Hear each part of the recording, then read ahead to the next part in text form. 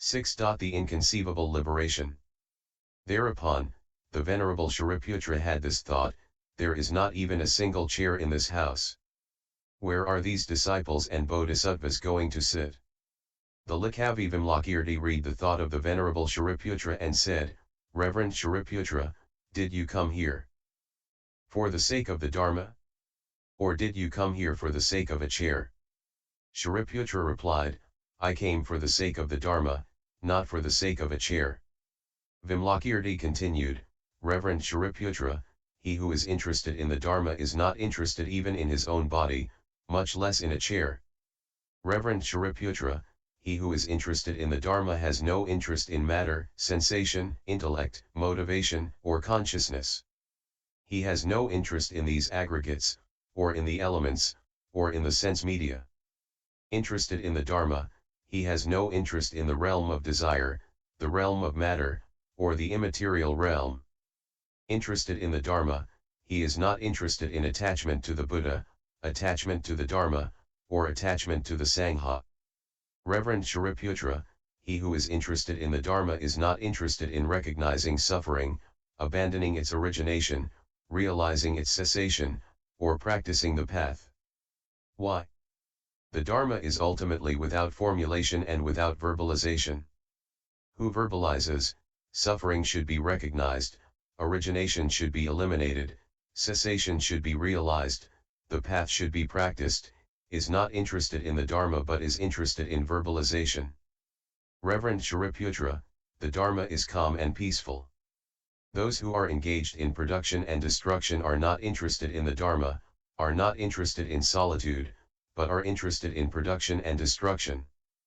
Furthermore, Reverend Shariputra, the Dharma is without taint and free of defilement.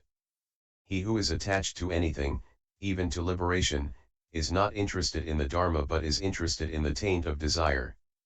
The Dharma is not an object. He who pursues objects is not interested in the Dharma but is interested in objects. The Dharma is without acceptance or rejection. He who holds on to things or lets go of things is not interested in the Dharma but is interested in holding and letting go. The Dharma is not a secure refuge. He who enjoys a secure refuge is not interested in the Dharma but is interested in a secure refuge. The Dharma is without sign. He whose consciousness pursues signs is not interested in the Dharma but is interested in signs. The Dharma is not a society. He who seeks to associate with the Dharma is not interested in the Dharma but is interested in association. The Dharma is not a sight, a sound, a category, or an idea. He who is involved in sights, sounds, categories, and ideas is not interested in the Dharma but is interested in sights, sounds, categories, and ideas. Reverend Shariputra, the Dharma is free of compounded things and uncompounded things. He who adheres to compounded things and uncompounded things is not interested in the Dharma but is interested in adhering to compounded things and uncompounded things. Thereupon, Reverend Shariputra, if you are interested in the Dharma, you should take no interest in anything. When Vimalakīrti had spoken this discourse, 500 gods obtained the purity of the Dharma in viewing all things. Then, the Likavi Vimalakīrti said to the Crown Prince, Manjusri, Manjusri, you have already been in innumerable hundreds of thousands of Buddha fields throughout the universes of the 10 directions. In which Buddha field did you see the best lion thrones with the finest qualities? Manjusri replied, Noble sir, if one crosses the Buddha fields to the east, which are more numerous than all the grains of sand of 32 Ganges rivers, one will discover a universe called Marudvaha. There dwells a Tathagata called Marupradiparaja. His body measures 8,400,000 leagues in height, and the height of his throne is 6,800,000 leagues. The Bodhisattvas there are 4,200,000 leagues tall and their own thrones are 3,400,000 leagues high. Noble sir, the finest and most superb thrones exist in that universe Marudvaha, which is the Buddha field of the Tathagata Marupradiparaja. At that moment, the Likavi Vimalakīrti, having focused himself in concentration, performed a miraculous feat such that the Lord Tathagata Marupradiparaja, in the universe Marudvaha, sent to this universe 3,200,000 thrones. These thrones were so tall, spacious, and beautiful that the Bodhisattvas, great disciples, Sakras, Brahmas, Lokapalas, and other gods had never before seen the like. The thrones descended from the sky and came to rest in the house of the Likavi Vimalakīrti. The 3,200,000 thrones arranged themselves without crowding, and the house seemed to enlarge itself accordingly. The great city of Vaisali did not become obscured, neither did the land of Jambudvipa, or land of the Jambu trees. This is a land populated by people with very bad karma, nor the world of 4 continents. Everything else appeared just as it was before. Then, the Likavi Vimalakīrti said to the young prince Manjusri, Manjusri, let the bodhisattvas be seated on these thrones, having transformed their bodies to a suitable size. Then, those bodhisattvas who had attained the superknowledge transformed their bodies to a height of 4,200,000 leagues and sat upon the thrones.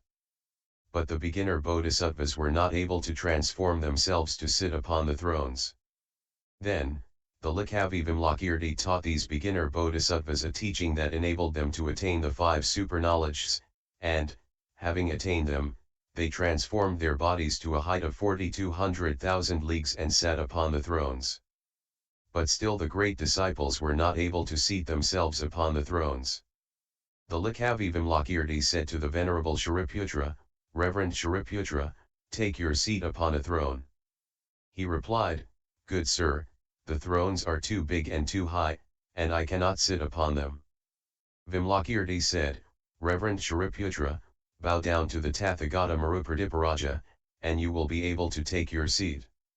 Then, the great disciples bowed down to the Tathagata Marupradiparaja and they were seated upon the thrones.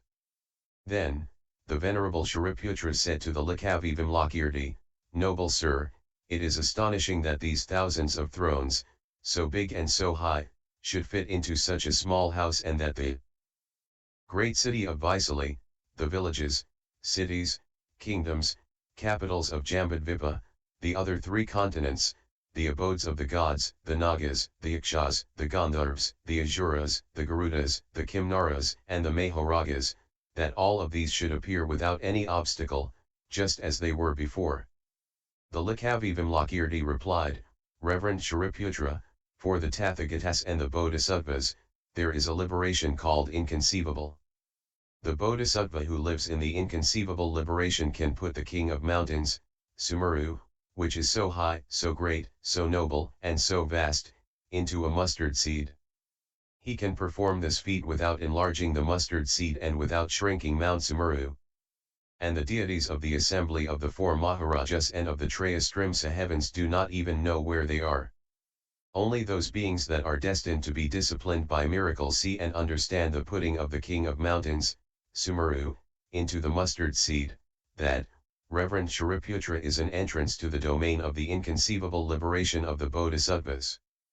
Furthermore, Reverend Shariputra, the Bodhisattva who lives in the inconceivable liberation can pour into a single pore of his skin all the waters of the 4 great oceans, without injuring the water animals such as fish, tortoises, crocodiles, frogs, and other creatures, and without the Nagas, Yakshas, Gandharvas, and Asuras even being aware of where they are. And the whole operation is visible without any injury or disturbance to any of those living beings. Such a bodhisattva can pick up with his right hand this billion-world galactic universe as if it were a potter's wheel and, spinning it round, throw it beyond universes as numerous as the sands of the Ganges, without the living beings therein knowing their motion or its origin, and he can catch it and put it back in its place, without the living beings suspecting their coming and going, and yet the whole operation is visible. Furthermore, Reverend Shariputra, there are beings who become disciplined after an immense period of evolution, and there are also those who are disciplined after a short period of evolution. The Bodhisattva who lives in the inconceivable liberation, for the sake of disciplining those living beings who are disciplined through immeasurable periods of evolution, can make the passing of a week seem like the passing of an eon, and he can make the passing of an eon seem like the passing of a week for those who are disciplined through a short period of evolution. The living beings that are disciplined through an immeasurable period of evolution actually perceive a week to be the passing of an eon, and those disciplined by a short period of evolution actually perceive an eon to be the passing of a week. Thus, a bodhisattva who lives in the inconceivable liberation can manifest all the splendors of the virtues of all the Buddha fields within a single Buddha field. Likewise, he can place all living beings in the palm of his right hand and can show them with the supernatural speed of thought all the Buddha fields without ever leaving his own Buddha field. He can display in a single pour all the offerings ever offered to all the Buddhas of the 10 directions, and the orbs of all the suns, moons, and stars of the 10 directions. He can inhale all the hurricanes of the cosmic wind atmospheres of the 10 directions into his mouth without harming his own body and without letting the forests and the grasses of the Buddha fields be flattened. He can take all the masses of fire of all the supernovas that ultimately consume all the universes of all the Buddha fields into his stomach without interfering with their functions. Having crossed Buddha fields as numerous as the sands of the Ganges downward, and having taken up a Buddha field, he can rise up through Buddha fields as numerous as the sands of the Ganges and place it on high, just as a strong man may pick up a jujube leaf on the point of a needle. Thus, a bodhisattva who lives in the inconceivable liberation can magically transform any kind of living being into a universal monarch, a Lokapala, a Sakra, a Brahma, a disciple, a solitary sage, a bodhisattva, and even into a Buddha. The bodhisattva can transform miraculously all the cries and noises, superior, mediocre, and inferior, of all living beings of the 10 directions, into the voice of the Buddha, with the words of the Buddha, the Dharma, and the Sangha, having them proclaim, impermanent, miserable, empty, selfless.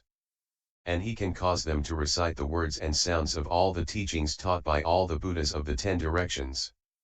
Reverend Shariputra, I have shown you only a small part of the entrance into the domain of the Bodhisattva who lives in the inconceivable liberation. Reverend Shariputra, to explain to you the teaching of the full entrance into the domain of the Bodhisattva who lives in the inconceivable liberation would require more than an eon, and even more than that. Then, the Patriarch Mahāyāna, having heard this teaching of the inconceivable liberation of the Bodhisattvas, was amazed, and he said to the Venerable Shariputra, Venerable Shariputra, if one were to show a variety of things to a person blind from birth, he would not be able to see a single thing. Likewise, Venerable Shariputra, when this door of the inconceivable liberation is taught, all the disciples and solitary sages are sightless, like the man blind from birth, and cannot comprehend even a single cause of the inconceivable liberation. Who is there among the wise that, hearing about this inconceivable liberation, does not conceive the spirit of unexcelled, perfect enlightenment? As for us, whose faculties are deteriorated, like a burned and rotten seed, what else can we do if we do not become receptive to this great vehicle? We, all the disciples and solitary sages, upon hearing this teaching of the Dharma, should utter a cry of regret that would shake this billion-world galactic universe. And as for the Bodhisattvas, when they hear of this inconceivable liberation they should be as joyful as a young crown prince when he takes the diadem and is anointed, and they should increase to the utmost their devotion to this inconceivable liberation. Indeed, what could the entire host of Maras ever do to one who is devoted to this inconceivable liberation? When the Patriarch Mahāyāna had uttered this discourse, 32,000 gods conceived the spirit of unexcelled, perfect enlightenment. Then the Likhavi Vimalakīrti said to the Patriarch Mahāyāna, Reverend Mahāyāna, the Maras who play the devil in the innumerable universes of the 10 directions are all bodhisattvas dwelling in the inconceivable liberation, who are playing the devil in order to develop living beings through their skill in liberative technique. Reverend Mahāyāna, all the miserable beggars who come to the bodhisattvas of the innumerable universes of the 10 directions to ask for a hand, a foot, an ear, a nose, some blood, muscles, bones, marrow, an eye, a torso, a head, a limb, a member, a throne, a kingdom, a country, a wife, a son, a daughter, a slave girl, a horse, an elephant, a chariot, a cart, gold, silver, jewels, pearls, conches, crystal, coral, beryl, treasures, food, drink, elixirs, and clothes, these demanding. Beggars are usually bodhisattvas living in the inconceivable liberation who, through their skill in liberative technique, wish to test and thus demonstrate the firmness of the high resolve of the bodhisattvas. Why? Reverend Mahakasyapa, the bodhisattvas demonstrate that firmness by means of terrible austerities.